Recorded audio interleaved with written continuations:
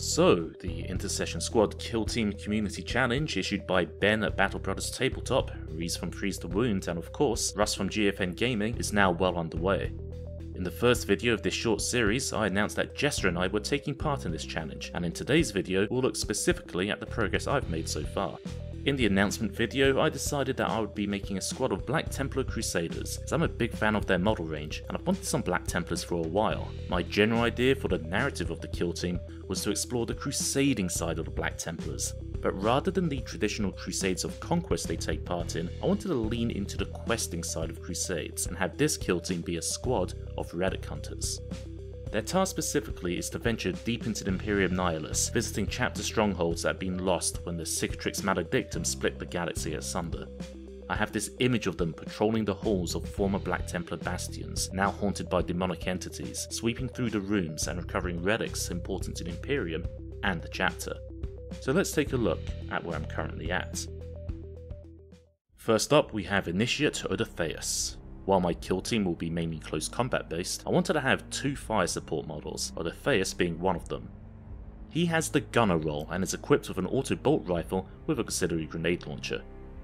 When I first put him together, Jester had not yet bought her Intercessor kill team, so I had no spare grenade launcher pieces. I bashed one together by trimming away some of the foregrip from the auto bolt rifle, and in its place, using the pilot light which I removed from the incinerator found in the kit. I think it looks fairly legit.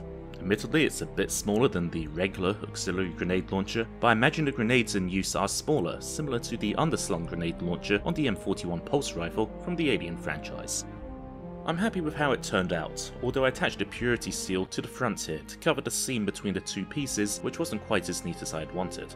Generally speaking, I'm one of those modelers that doesn't tend to enjoy kit bashing a great deal. However, I did want to push the boat out slightly, as it were, and try a few new things for this challenge. First of all, inspired by Ben's impressive green stuff skills, I wanted to give that a try, and I did so by sculpting candles onto the miniature.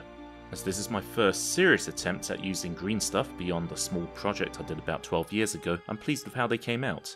I wanted candles on each of the operatives. I imagined them carrying around a large supply of candles, each one blessed by the Reclusiarch, which they affixed to their armour, to help keep their souls pure while operating far from Imperial lines in the Imperium Nihilus.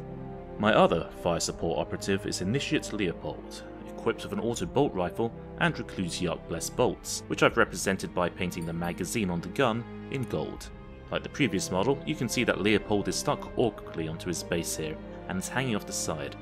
This is for a couple of reasons. First of all, this is not the actual base he's going to be mounted on when he's finished. I wanted the squad to look like that they're in an old Black Templars fortress, so ordered some separate bases for that, which have recently arrived. I'm going to be painting them separately and adding the models to them at the end. The other reason he's off to the side like this is it gives you greater access to harder to reach places whilst painting. Next we have the first of my assault intercessors. This is Initiate Remismund, armed with a standard heavy bolt pistol and chainsword loadout. Another new thing I've tried with this squad is to try and paint the black armour slightly differently and a little bit more detailed than I do with my Black Legion.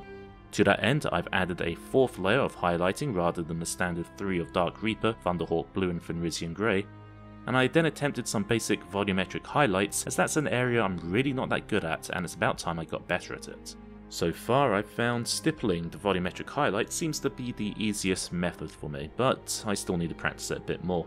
I also made the armour look different from my Black Legion by glazing all of the black areas with heavily thinned down tarragon turquoise. This has the effect of giving the armour a pleasing blue tint to it, as well as giving all of the highlighted areas a uniform finish. Initiate Aoric will be my Assault Intercessor Grenadier. Like all of the other miniatures, he's currently lacking a head. That's because in addition to wanting to paint the head separately for ease of access, I actually ordered some custom helmets for this squad on the day of the official announcement of the challenge. Fortunately, it seems like I'm at the mercy of the Estonian Postal Service, and there's a chance that they might not arrive in time for the end of the challenge.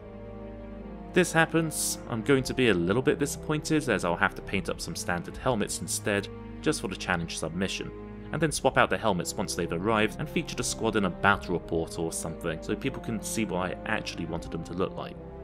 I'm going to be raiding my bits box and painting up some grenades which I can attach to Aoric later. Finally, we have Initiate Vitigus, who is currently being painted. I'm currently umming and ahhing about giving him a tilting shield in addition to the one I've given to the Sword Brother. Speaking of the Sword Brother, he's not had any work done on him beyond being built and primed. He's going to be equipped with a power sword and then either a heavy bolt pistol or hand flamer depending on whether or not I'm playing games of Into the Dark. I'm going to be saving him until last. I've been really enjoying this challenge and seeing the community come together to take part. As you might know from my hobby log videos, I'm a big proponent for tackling your pile of shame and making sure you get your miniatures painted, because it can be surprising just how quickly your backlog can build up. While I'm sure some of us, such as myself, bought models specifically for this challenge, it's good to see the community motivating each other to get them done. Speaking of piles of shame, I'll be showing off my own pile of shame in the Patreon exclusive behind the scenes video I'll be releasing later this month. As a thank you for supporting the channel, Patreon members get access to a range of benefits and features, such as seeing some videos early, being able to speak with us directly through our private Discord server, and occasionally the odd exclusive video where we show what's going on behind the camera lens. So that about wraps it up for now. Drop a like if you liked the video, and hit subscribe if you want to see more. Leave us a comment if you're taking part in the Kill Team Challenge. How have you been finding it so far? Let me know, and I'll see you all next time.